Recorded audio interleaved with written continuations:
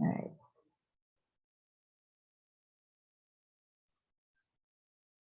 Thanks so much, Anne. Can you hear me? Okay, and I wasn't sure if one of our colleagues from DOHMH was going to start by saying a couple words. Do we have a regional director on? And you're on mute. Hi, good afternoon. My name is Ling Lee. Hi, Ling. Hi, everyone. So I'm the acting regional director for the Manhattan Regional Office, the New York City Department of Health and Mental Hygiene, Division of Family and Child Health, Bureau of Early Intervention.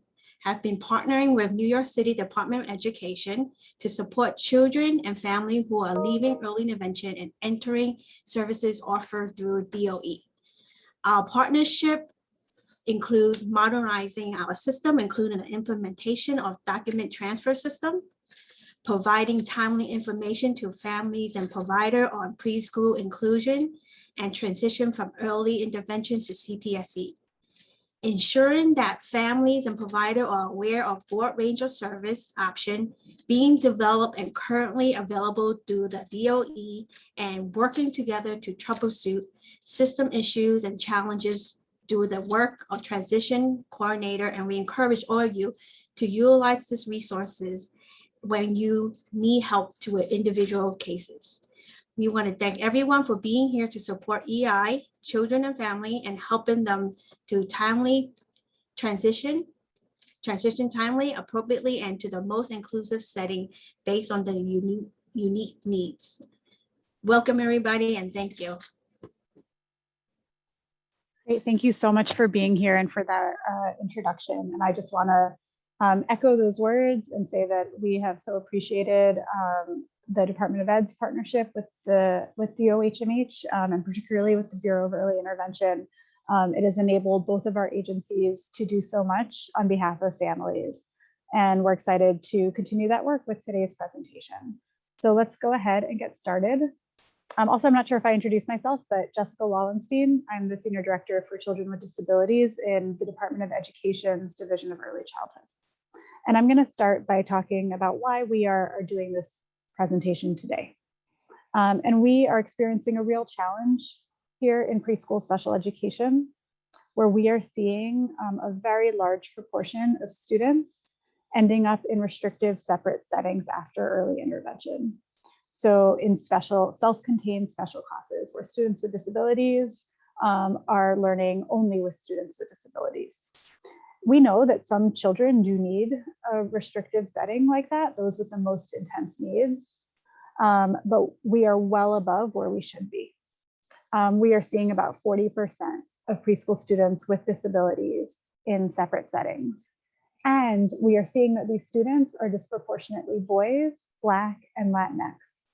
So we know there are biases in our system, and this is collective across both agencies, that's leading to this disproportionality. This is problematic because we know that children with disabilities learn and thrive in inclusive settings, as long as it is the least restrictive environment appropriate for them. We also are well above where we should be based on state and federal mandates that mandate that only 18% of preschool students with IEPs are in separate settings. So we're here to talk to you to make sure that all professionals on the early intervention side, as well as on the DOE side, are engaging with families and providing them with accurate information around inclusion. So as we go through these slides today, we're going to be giving you information that you can then share directly with families. And this will support their transition from EI to preschool, whether they're going through CPSE or not. And then while we're here, we're going to use this as an opportunity to also give you some general reminders around the CPSE process and the document transfer system. So this next slide just goes through our agenda. We'll start with an overview around inclusion and LRE, and then we'll move on to those reminders around EI and CPSE transition, and then we'll share some resources.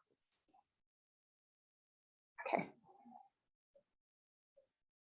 So just to go over some basics, the DOE, and particularly the committees on preschool special education, or the CPSEs, are required to recommend services in the least restrictive environment appropriate, or the LRE, which means students with disabilities are educated alongside students without disabilities, or their typically developing peers, to the greatest extent possible.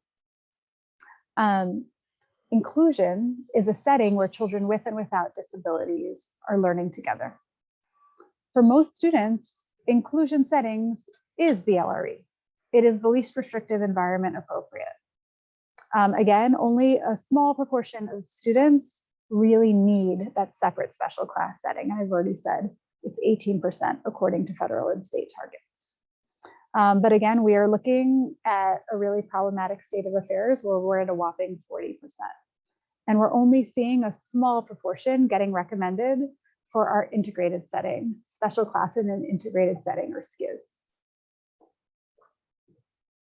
So before we go further, I just want to do a reminder of the different programs for special education in preschool.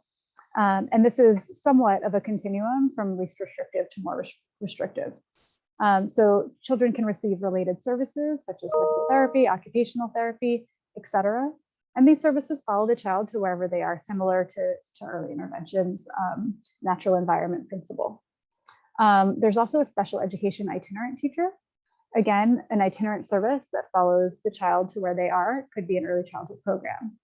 And then there are special education programs, special class in an integrated setting, or SCIS. This is an inclusive setting where students with and without disabilities are learning together. And then special class is the setting where we see a self-contained scenario where children with disabilities are only learning among other children with disabilities. So again, the less restrictive settings are inclusive.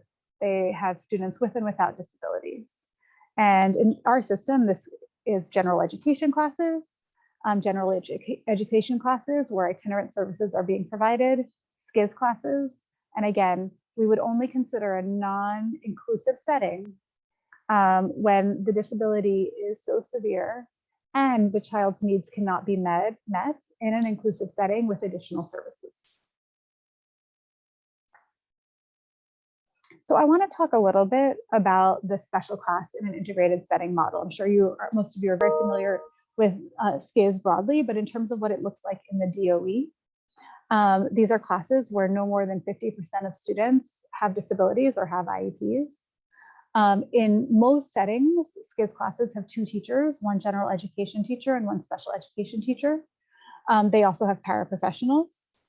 Any student with an IEP recommended for SCIS is entitled to busing, and placement into SCIS is done by the CPSE.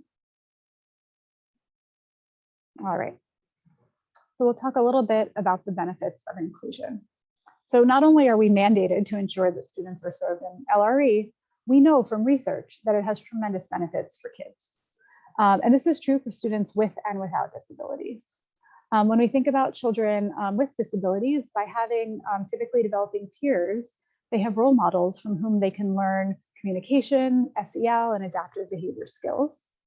And then we find from, again, the research base that children without disabilities benefit. And they develop a greater sense of diversity and more empathetic social behaviors. And then looking at hard academic outcomes, for children who experienced inclusive preschool, they're more likely to have stronger language and math skills than similar children who attend separate settings. They also have more pro-social behavior and better attendance in school. Okay, so now we're going to share a little video that makes some of what I've said more real by bringing you into an inclusive class.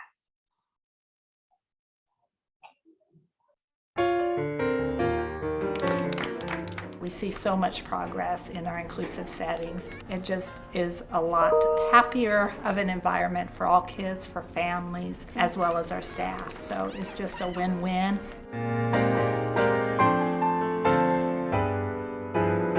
I see how much empathy the inclusive classroom builds. The kids get so excited when they get to actually do what all the typically developing kids are doing, when they're helping each other out. Just having everybody being involved has just been wonderful to see.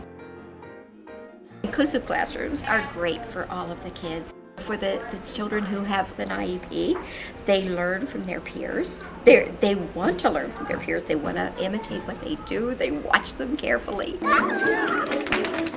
The typical peers, they might, in that very first week or so, say, well, doesn't he talk? Or why can't he walk? And ask some questions, but you give them a very simple explanation, or it's just like, well, she's going to learn and you're going to help teach her. How about that? And then they just, oh, okay. And then they're fine with it. And then they don't even seem to notice it. I think that's so wonderful. We've got a variety of different adaptations in here, and they are so helpful for the kids. If they can't tell us maybe verbally what they want for lunch, we've got our little communication menu, letting us know what they want, or making choices, or telling us yes, no by using a device, or pointing and picking things up, and the kids that are working on something, like feeding themselves, and wouldn't be able to do it with a regular spoon if they have an adapted spoon that's built up and it's got a curved bowl. We have this really nice equipment for outside. So we've got, an adapted bicycle that the kids can get on, and the gait trainers for the kids who aren't able to walk. So often they would be sitting at the sidelines and just watching the other kids, and you get some of the equipment that allows them to be out there doing it too. Kids can have some control. It builds their self-esteem that they, I can do it myself. Families don't feel segregated. Families feel included too. Kai has cerebral palsy and he's pretty involved.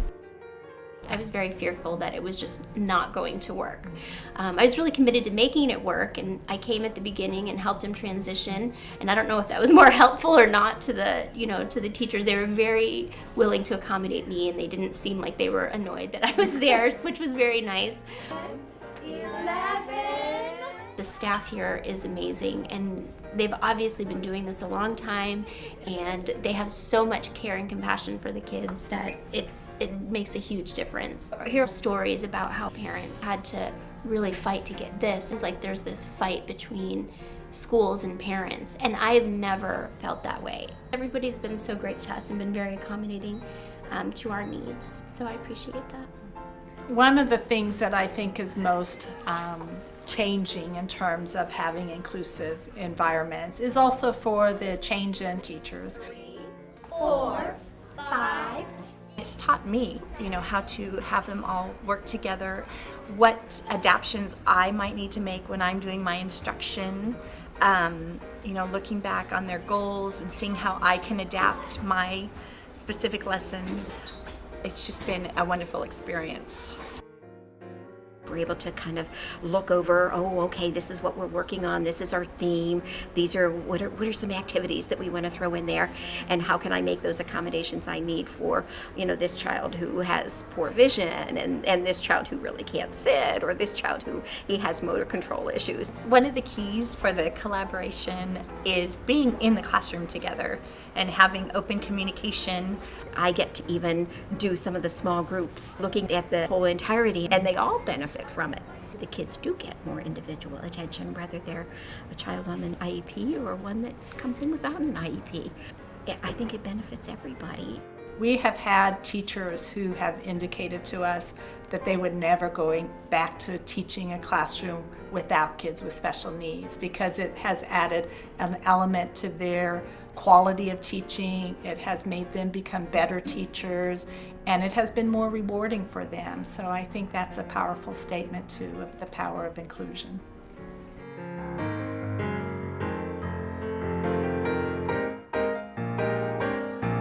It's not just a win for our students with special needs, but it's a win for all students, because they are the ones that are going to make a difference and make a more inclusive life for everybody.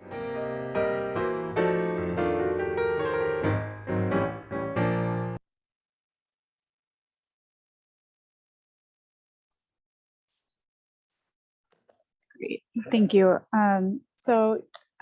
Thanks all for watching that video. I hope that kind of puts everyone in the right mindset as we continue on with this presentation, thinking about the real benefits that we see for students of all types, all abilities, and for families and for teachers. So this is really the direction we are going towards in the system as we think about our messaging to families, our work with EI, and then of course our work with our early childhood programs as we work with them to establish strong inclusive settings. So with that, I'm going to turn it over to Anne to share a little bit more about our inclusive setting. Thank you. So now that we've seen what inclusion looks like, we're going to talk about the inclusive options at the DOE. So the DOE offers 3K, which is a free full-day high-quality education program to children in every New York City school district. Applications are accepted during an annual application period, which is actually open right now. So for all families of children born in 2019, they can go to myschools.nyc to complete their application. The deadline is on April 14th, so we got a few more weeks. But not to worry, families can request to join a wait list once the applications have closed. And as part of 3K for All, Head Start and Extended Day or Year programs are also available for families who qualify based on needs. It is good to note that DOE Head Start programs may enroll a small number of families who don't qualify based on income if they demonstrate a need for the services. And this includes families of children with disabilities who could benefit from a Head Start setting. There are several setting types for our 3K programs. They can be found in district schools, which are elementary schools throughout the city. There are pre-K centers. These are DOE programs that serve students under kindergarten. There are New York City early education centers, which are community-based programs that serve 3K students. And then there are home-based programs or our family childcare network, which are home-based programs that have qualified providers to serve our children. So all of these settings serve children with and without disabilities, and students may receive their CPSE services in all of these settings. We also want to let you know that DOE offers birth to 3 programming via our early learning programs where children in EI may receive their services. Regarding our programs, the day length is typically 6 hours and 20 minutes, but there are some programs that offer extended hours, up to 10 hours a day. Our general education and skills or special class in an integrated setting, 3K classrooms have 15 students. General education classes have 1 teacher and 1 paraprofessional, and then all 3K skills classes have 2 teachers. So 1 general education teacher and another is a special ed certified teacher. And then there are 2 paraprofessionals. The programs all have access to early childhood social workers and instructional coordinators who help the programs with family engagement, making sure that children are learning and gaining skills under social emotional learning and helping programs through best instructional practices. We encourage all families to apply and enroll their children in a 3K program while the application period is open. So we want to make sure that families understand that they should apply when the application period is open or joining waitlist when it has closed, because this only happens because the CPSE program happens on a regular basis. So this is throughout the year, but the application period is only for a small window of time. So you will have more options if you apply to 3K, whichever way you want to decide after the CPSE process, or even if you don't want to make a referral. So regardless of where you may be in the CPSE process, you should try to apply for 3K for families. If the family of a child with an IEP applies and gets a seat and choose to attend a 3K program, then the CPSE will work with them to recommend the appropriate programs and services on their IEP that can support the child in the program that they select. And at any point, the family or the program staff may request to meet with the CPSE to discuss if the child needs more support than can be provided in that program. So we want to make sure, like we said, that the families have great choices for their family if their child, let's say, is not found eligible for services, or if they qualify only for SEIT, which is the special education itinerant teacher, or for related services only. So the way to do that, to put the application in, is to use myschools.nyc. So this is something that they can put in applications for from 3K up to high school once they create an account. let's just like go into the site. Let's open that. So here is the myschools.nyc website. On the top here, you will see that there is a drop down where the families can choose the language that they want to use to navigate this website. So if they are ready to create an account, they can go here and then they can enter the information and get themselves an account. Otherwise, if they're not ready to do that just yet, they can scroll all the way down to browse the school directory and start browsing. Scroll down again to birth to 3 years old, and then you get to this page where the family can enter their address. And once they enter their address, then they will see their location on the map and all of the programs that are surrounding that location. So on the left side, you will see the list of programs in that vicinity of the address. And then the information appears when you click on that program. You will see their address, how far it is from the location and the transportation line that is seen here. Contact information for the program. There is an overview regarding the program, a quality snapshot, and information on the 3K program. So once somebody has an account, then they can click on this little star here, and that will generate a list of their of the programs that they want to apply for. Families can have as many as 12 programs on that list, and they can actually sequence it so that they have the program that they want to prioritize first on the list and work down the line to their less preferred programs.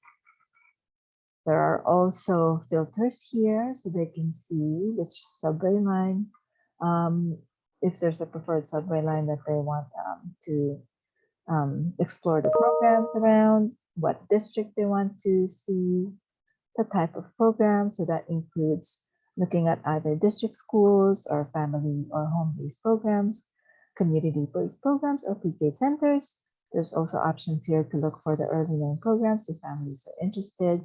And then there are other filters here show extended day or year programs.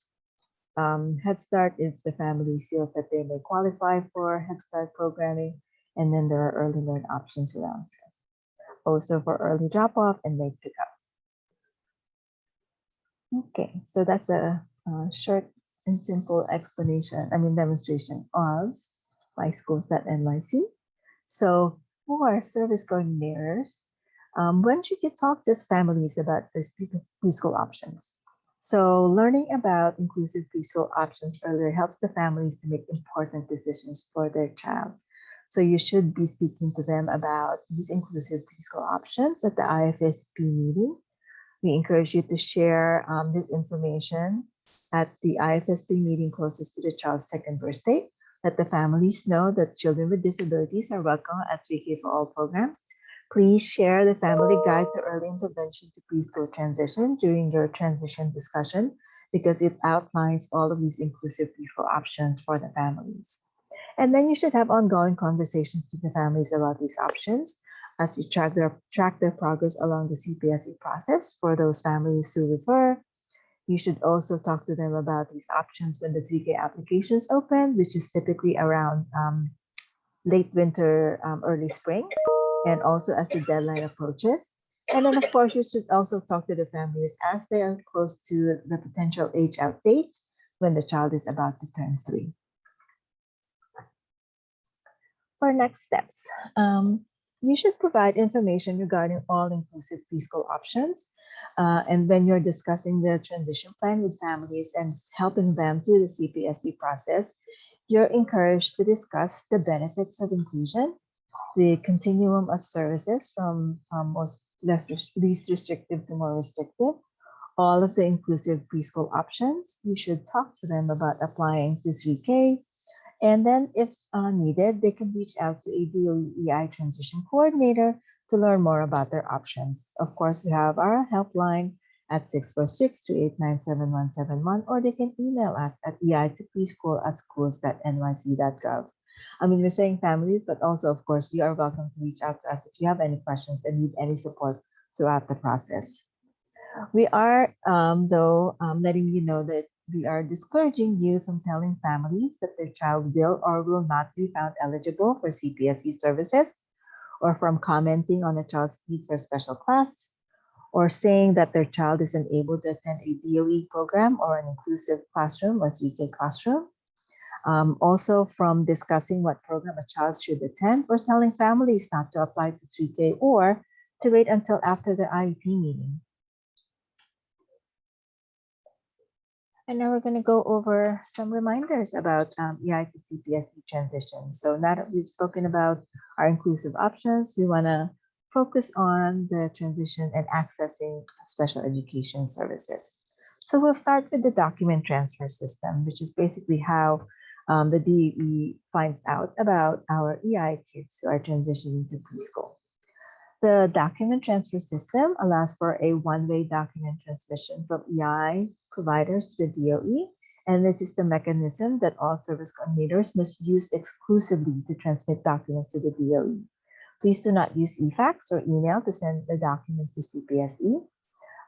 Make sure that you are reaching out to us if there are any technical issues, and we will try to support you so that you are able to transmit those documents through the DTS.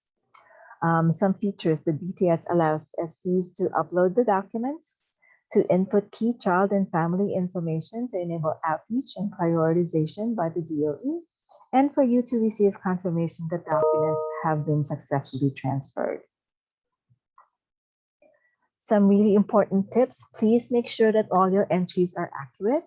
All your DTS transmissions actually automatically add information to a DOE database for all children coming to CPSE, and we use this information to contact families and to track the cases. Any incorrect entries will cause errors in the records and delay processing of documents, which may eventually result in a gap in service. An example would be like entering the wrong EI number for your child. And so when you transmit the documents for the case that you are submitting for, those documents will actually land in the record for the child whose IED number appears in your entry. So please make sure that we avoid any errors and any delays in processing because of these errors. The documents must be uploaded separately and labeled individually, and make sure that you are accurate in labeling the documents. If you label a referral by a different name, you may not be able to see that there is a referral that needs processing, and that may cause that delay also. And for those who are not familiar and are loading each document separately and entering the child and family information multiple times, you can actually upload as many as 20 documents in one transmission. So no need to enter all of that family and child information multiple times. File names must not contain special characters. So these characters are like commas and parentheses and dashes and slashes. If you do have those characters in the file names for the documents that you are submitting, the DTS may not transmit those, and you will see that they are not going to appear on your DTS confirmation. Referrals also must be submitted within the appropriate timelines. We will discuss in a little bit exactly what those timelines are, so hang on regarding that. Please also verify that you're entering the correct school district, not the CPSE region. We often get referrals submitted to the CPSE region number instead of the school district. So if you are sending something to CPSE region 4, for example, make sure that you are putting in the district instead of the region number, because otherwise it will end up in Manhattan.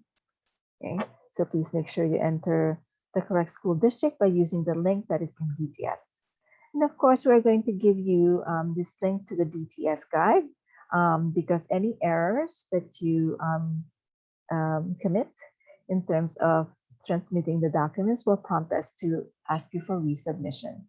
The guide is also linked in the DTS on the upper right side. So if you have any questions regarding instructions on how to use DTS, you can certainly go up to that upper right side corner of the DTS and you will see the guide link there. And of course, again, for technical support, you can email us at preschoolspedsystemshelp@schools.nyc.gov. Other notes on the information that you entered, information on the following items will prompt follow-up and allow us to provide additional support to families as needed. We appreciate any information on the family's preferred language because it helps determine the language for the evaluation packet. It's good for us to know about the child's primary language or the language that the evaluation was conducted in EI, because that will help us to plan for bilingual evaluations if that's necessary. But please note that information here does not necessarily mean that a bilingual evaluation will be done for CPSE. For students in temporary housing, we need to know because a residency letter may be requested from the shelter so that we can verify the location where the CPSE can open the case.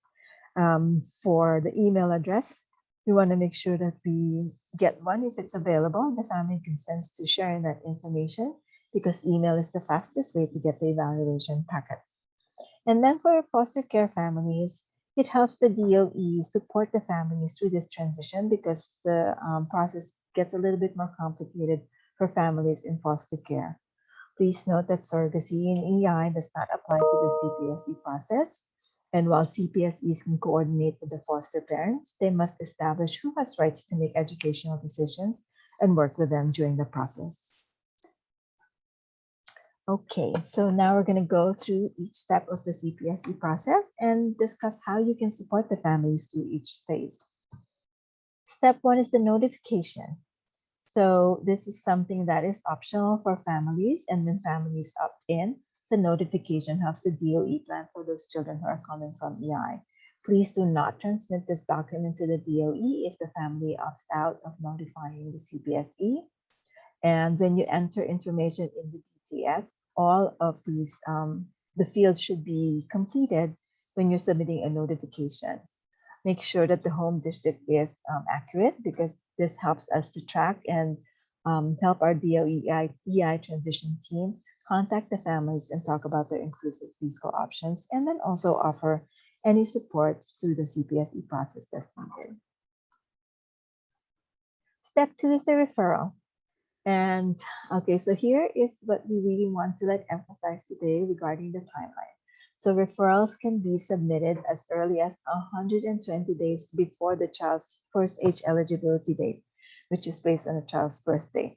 So it's not 120 days from the child's date of birth, but it is 120 days before the child's first age eligibility. So let's say, so right now we are dealing with like kids who are born in 2019. So these are the kids who are transitioning out of EI. For those children who were born from January to June of 2019, they were first eligible for services on January 2nd of this year, which is the year that the child turns 3. But the referrals were able to be accepted by the CPSE as of September 4th. So September is 120 days from January. And that's when these children who are born from January to June are first eligible.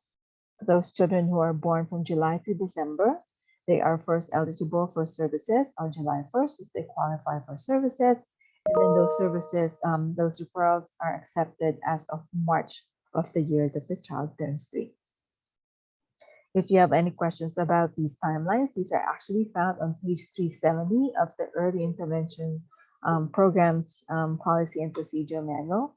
And if you need to discuss this timeline and you have other questions, you can certainly reach out to the EI regional office to make sure that you get clarification if you still have questions. Now for referrals to be for children to be eligible for establishing the eligibility for children, it should be submitted no later than 90 days for children before their 3rd birthday, because it takes that much time to make sure that the evaluations are completed, and then for the CPSE to hold an IEP meeting before the child turns 3 if the family wants to extend the services. Please note that notifications and consents can be transmitted outside of these timelines, but the referrals will be rejected, and you will get that notification that says that the referral is too early. And then you'll have to make sure that you submit that referral within the appropriate timelines. When inquiring on the referrals and the evaluation packets, please share a copy of the DTS confirmation, which provides all of the information about the transmission. So we will have the child's EI number, when you submitted it, what documents you, what documents you submitted, sorry. And before reaching out to the CPSE, we strongly encourage you to speak with the family to check if they replied to the request to use electronic mail and provided consent. And they should check their email for the electronic packet, including their spam and junk mail folders. So if you are looking to find out the status of the referrals or the evaluation packets, you can reach out to the following.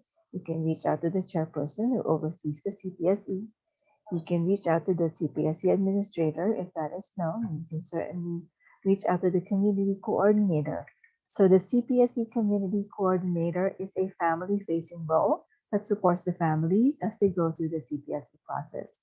In most regions, they are the ones who are receiving the referrals and opening them for CPSE, as well as sending out the packets. And their contact information is found on the Committees on Special Education page of the DOE website.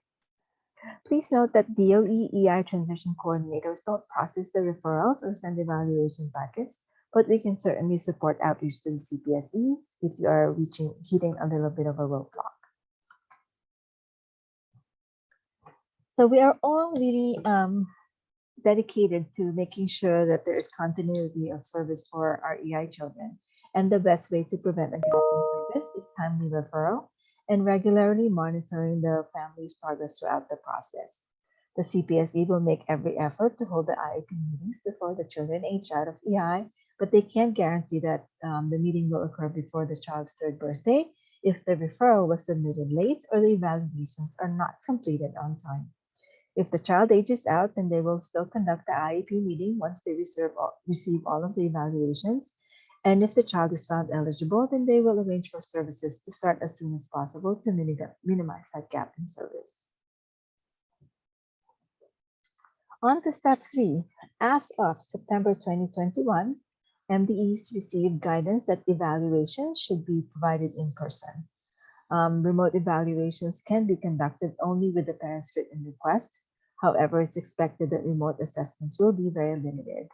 The CPSE will work with the families to make that request for virtual evaluations and so that they can proceed with getting their evaluations done remotely.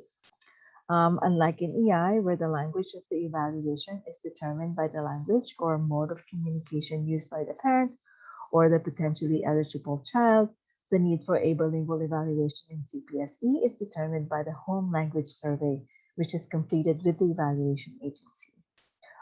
Please note that licensed bilingual professionals should conduct the evaluation of culturally and linguistically diverse children, and the use of an interpreter is permitted only when a licensed professional cannot be obtained.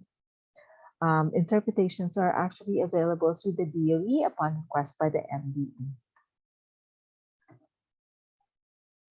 For children who had EI evaluations or supplemental evaluations conducted within 6 months or less from the date of referral, the CPSE can use those evaluations with the parent's consent as part of the necessary evaluations to see if the child is eligible for preschool special education services.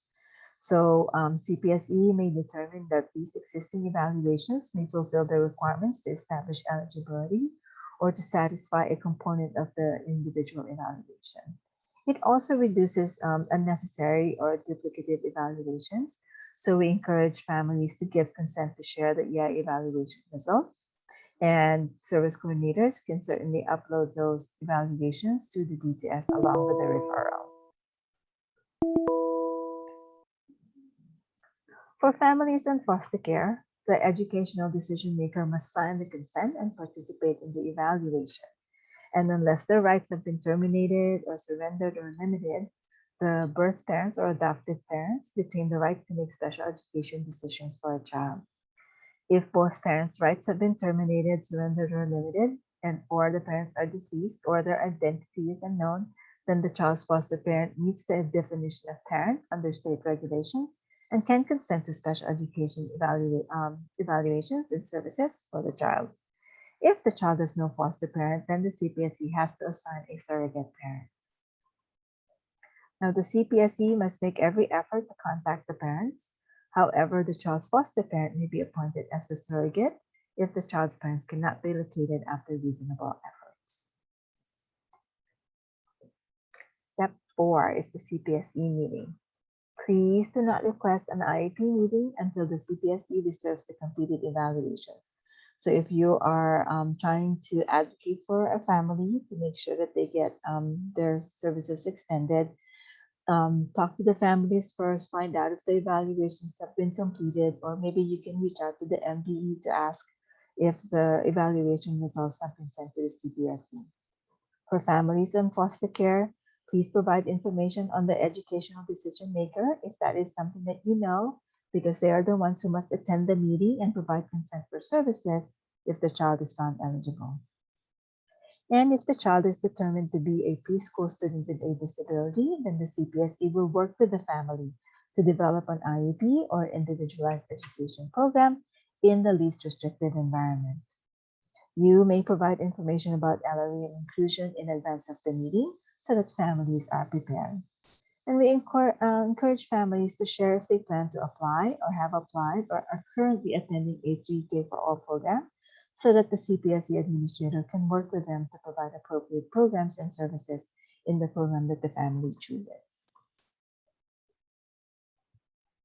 So how can you support the families with the CPSE meeting? So before the meeting, please review slide 19. We will be sharing this presentation with you to guide your engagements with the families. Please remind families to share if they have applied for or have secured a 3K seat. And then if the parents request for your participation, please plan to attend the meeting. And then during the meeting, be a supportive listener alongside the family and ask clarifying questions if needed. And then share information about the child's EI services and their experience, such as the child's progress, what sorts of services the child is receiving, any accommodations that are being made that is helpful to the child's progress. And then after the meeting, if the child is found eligible and the family opts to extend EI services, you can secure the DAP1 and the other documents that are required by EI to extend the services. And if applicable, prior to the reconvene date, you should provide the CPSE with the most recent progress report so that they can determine the child's present level of functioning, and then they can determine which services, which final recommendations should make it to the IEP for the child.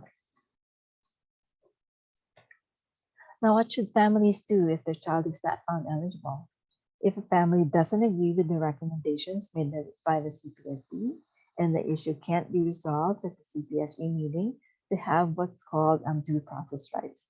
This means that they have the right to challenge the decisions about the child's eligibility, about the evaluation or the content of the evaluation, the services, and the placement through the processes called mediation and/or an impartial hearing. The families can ask for mediation or impartial hearing by making a written request to the DOE. And of course, regardless of whether or not the child is eligible for CPSE services, all families are encouraged to apply to 3K for All. So that is definitely an option for families whose children are not found eligible for services under CPSE. Next are the programs and services. So the CPSE will arrange for programs and services based on the IEP. And if the IEP recommends a special education itinerant teacher or SEIT and/or related services only, then the CPSE does not arrange for placement in the early childhood education programs. So these services can be provided at all preschool or childcare settings, whether they're public or private, or at home under certain circumstances. If families are interested in these early childhood programs, then they should apply for 3K for All. And if the child attends a 3K program, then their services, their related services or SEIT can be provided in that program. Now, if the IEP recommends a special class in an integrated setting or a special class, then the CPSE will arrange for an appropriate placement in the preschool special education program. And so, as we mentioned earlier, we remind you that these classes are available at pre-K centers, in district schools, at community-based special education programs, also known as 4410s, and transportation is available for students who are placed in these settings. Some final reminders. So families can apply to 3K whether or not they make a referral to CPSE or are in any stage of the process. And this includes those families who have children already attending a special education program. For children who are eligible for special education services, CPSE must recommend programs and services in the least restrictive environment. And research shows that all children benefit from inclusion. Families with children with IEPs can choose to have their child attend a program, and CPSE will work with them to recommend appropriate programs and services to support the child in the setting that the family chooses. At any point, the families or the program staff may request to meet with the CPSE to discuss if the child needs more support than can be provided in that program. And finally, all 3K settings are inclusive, and all children with and without disabilities are welcome in our 3K programs. And now we're going to share some resources with you. So we will start with our team, the DOE Early Intervention Transition Team, and we have AI transition coordinators who have two primary goals. We want to make sure that the families are continuing their service smoothly between EI and preschool. And we want to increase families' access to inclusive options as we move towards serving more students in the least restrictive environment. And transition coordinators do this by doing proactive outreach to families. So as soon as we find out about the families in EI who are notifying CPSE of potential eligibility, whether through the notification or through the referral, then we are able to have their contact information and reach out to them. And then we also respond to inquiries through our helpline and our inbox. So anyone can reach out to us, even if they are not in EI, we will not turn anyone away. Feel free to share this resource to all the families that you support and your colleagues. We also serve as a liaison between EI offices and the CPSEs, and we conduct family info sessions and workshops such as these for our partners. Again, our helpline is 646-389-7171, and you can email us at ei2preschool@schools.nyc.gov.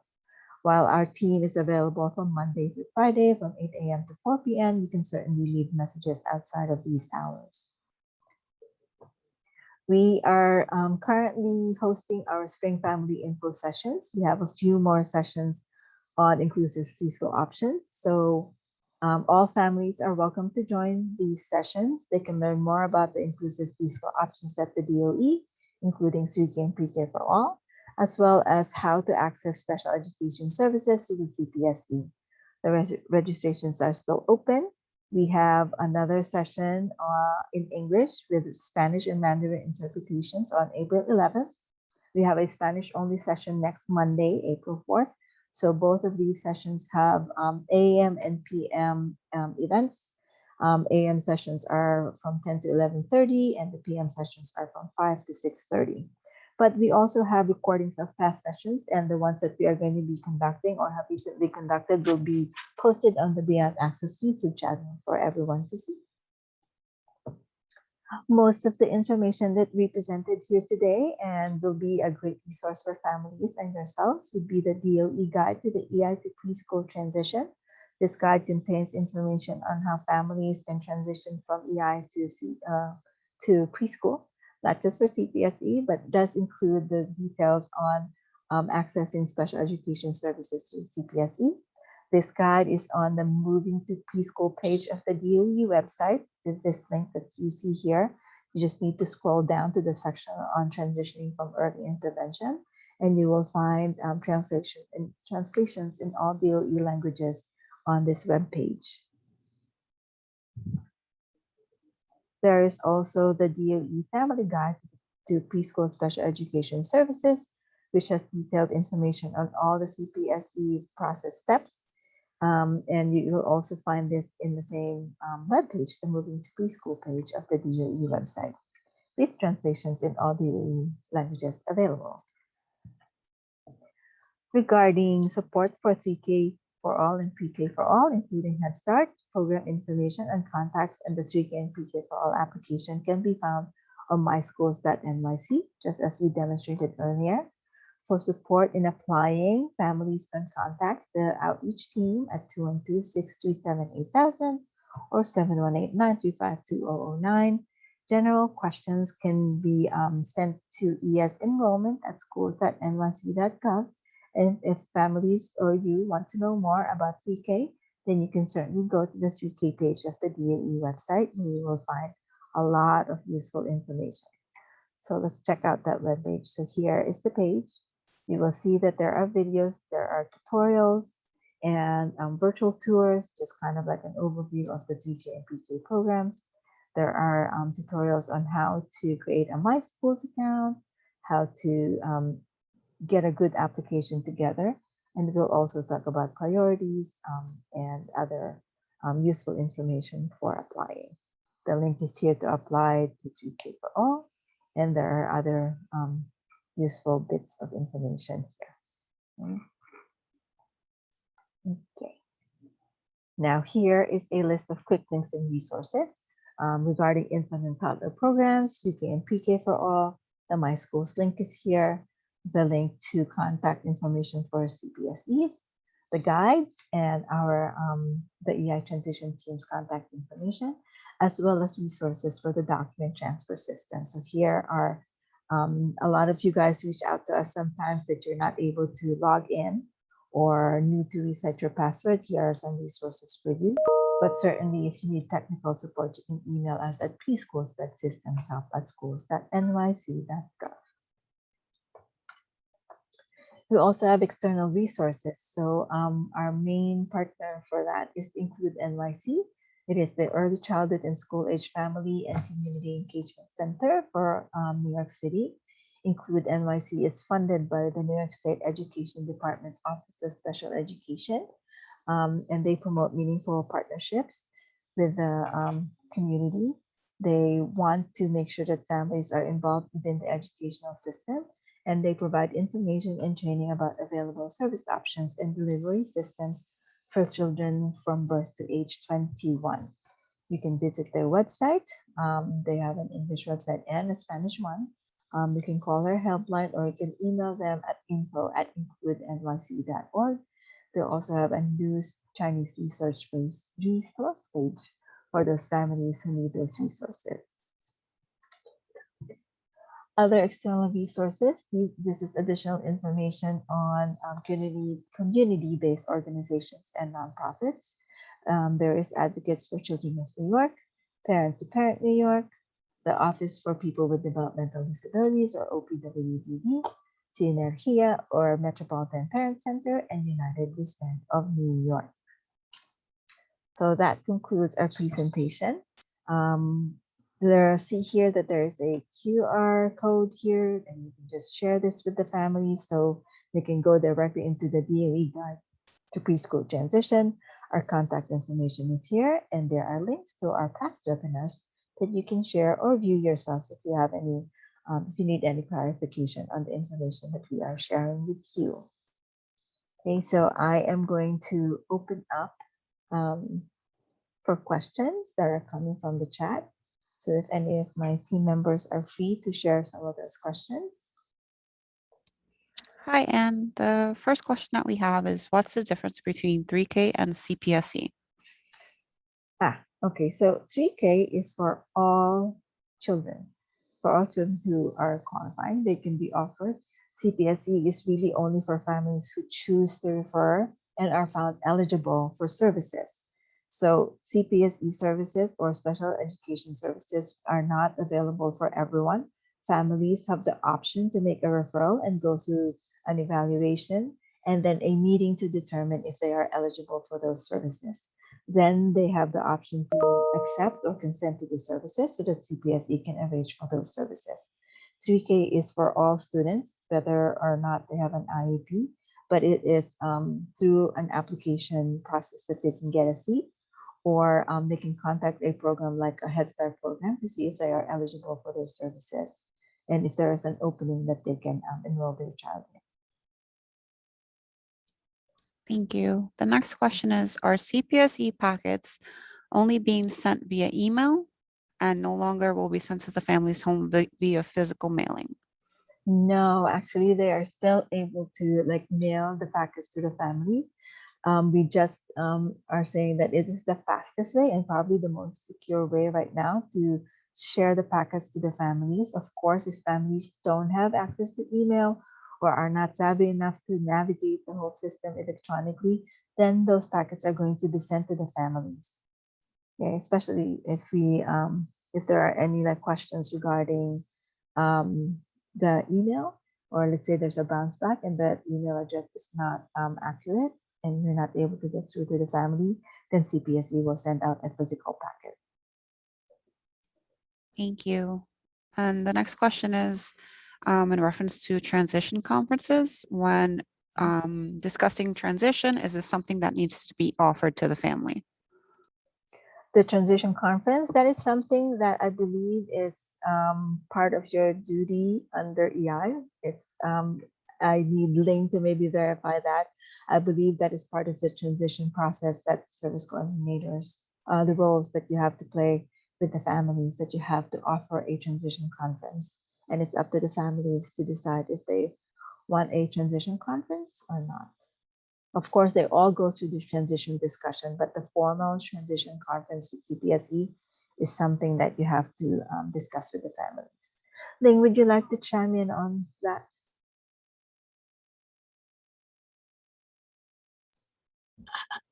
Hello?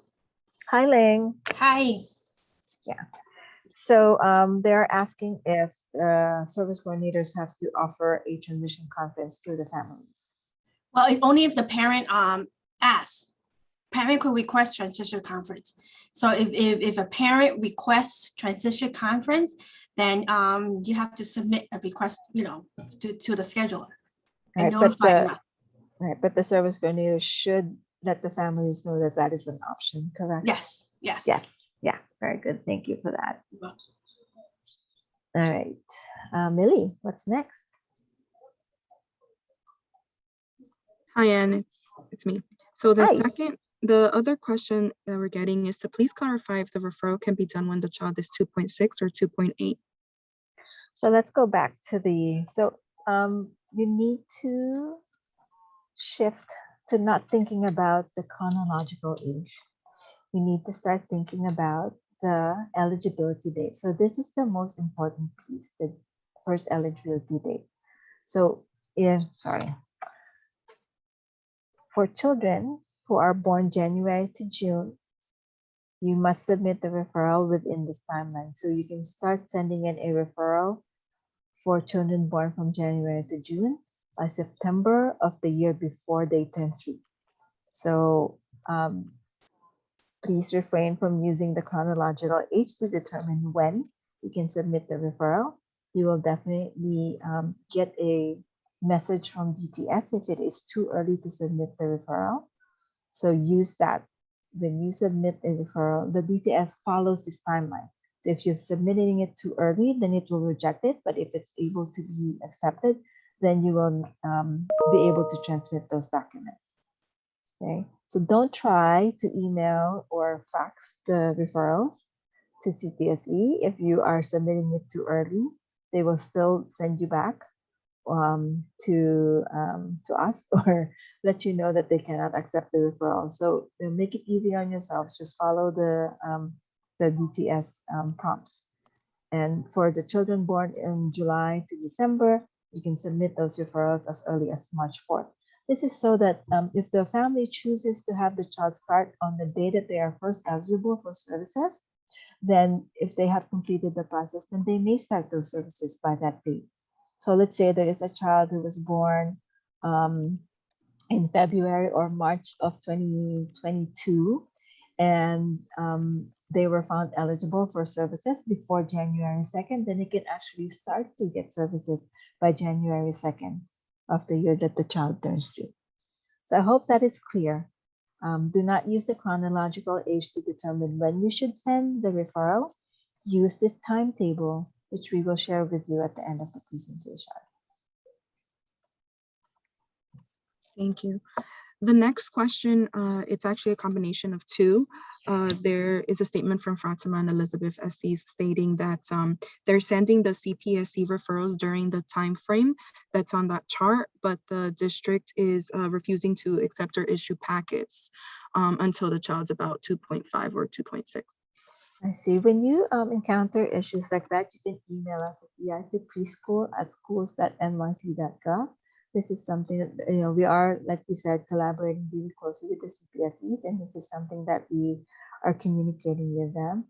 Hopefully this is not something that you're encountering a lot, but make sure that you reach out to us when you are encountering that challenge. Great. The other question is the CPSE meeting, is it going to be is it being done in person or is it still through the phone? Yeah, at this time, they are still being done remotely. We don't know if that is going to change, but at this time, it's all done remotely.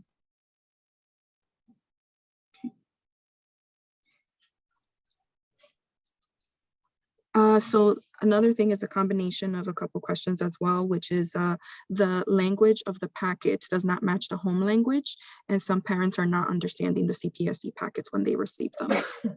So that's why it's so useful for us to know when you enter the information in the DTS. If you let us know what the family's preferred language is, then it skips that step and makes sure that the family gets the packet in the language that they choose. You can also communicate with the CPSE, so whoever sends the packet to the family should hear about that, and they would be able to send you the correct packet.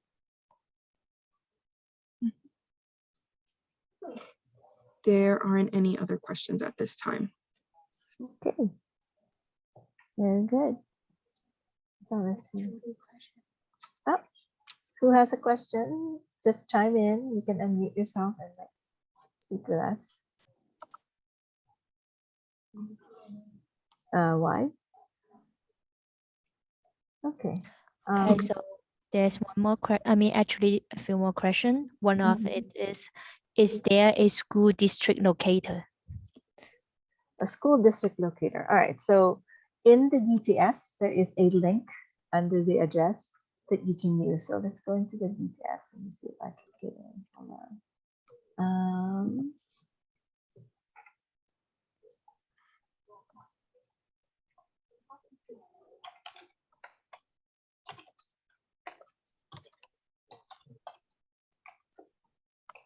Are you guys able to see me going into DTS? Yes. Okay.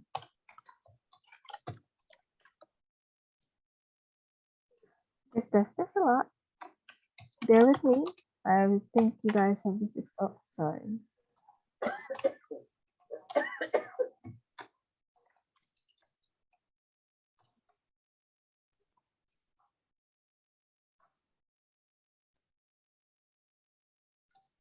Okay.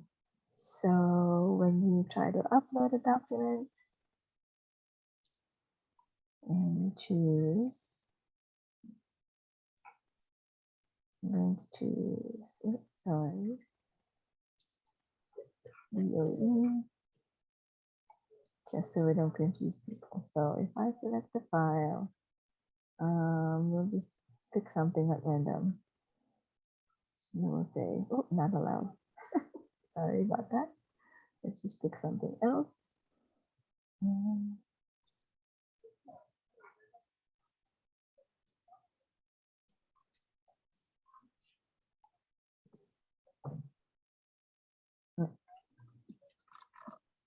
Okay, so we can say other, just for a trial.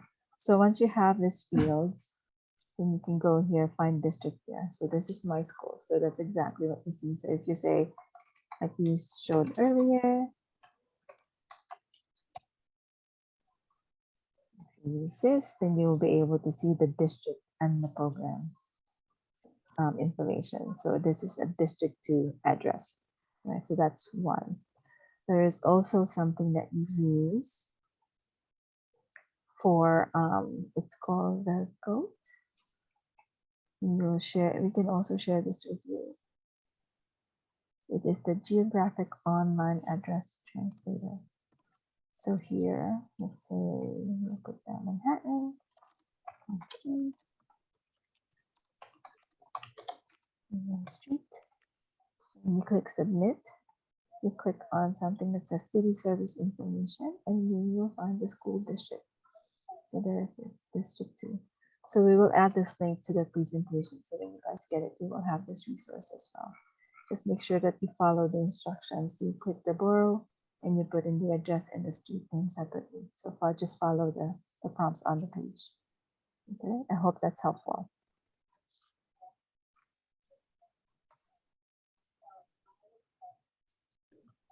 Okay. Are there other questions? Yes, there's another question. When uploading CPSE consents to DTS, why do we have to enter all the information over and over when it is about the same child when we are uploading individual forms? That's like we mentioned, you don't have to do it every single time. You can upload as many as 20 documents in one transmission. So let's go back to DTS. So I can enter the information here. I don't have to do it with every single one. So once you do that, you can add as many documents as you want here. I can add this. I can add, let's see, what else can you add? This. I can do as many documents as I want, up to 20 documents as I want. So I can choose that. So it says you have the consent. So if you do it one time, right, as long as you do it once, you can enter the information one time and transmit all of those documents at once. You don't have to do it every single time. So you can upload the document, all of these 3 documents without going into DTS and entering every single time. So I hope that's helpful. We do find that there are multiple transmissions, and this is actually something that we want to make sure that you do, is that you transmit as many documents as you can in one transmission, because most of the time what we find is that if you're going in and out all the time for separate documents, then you end up making errors in the information that you're entering, and that causes the errors in the records for that student, for that child. So try to avoid those instances by just transmitting everything in one go as necessary. Let's say if the child isn't old enough, or it's not, the referral is too early and you're submitting a notification, then of course when you go in, then you have to do like a separate transmission when it's the right timeline to submit that referral. But you can submit the opt-out form, the notification, the transition conference form, and the consent for EI transmittal all at once. You don't have to go in multiple times. Right? I hope that helps.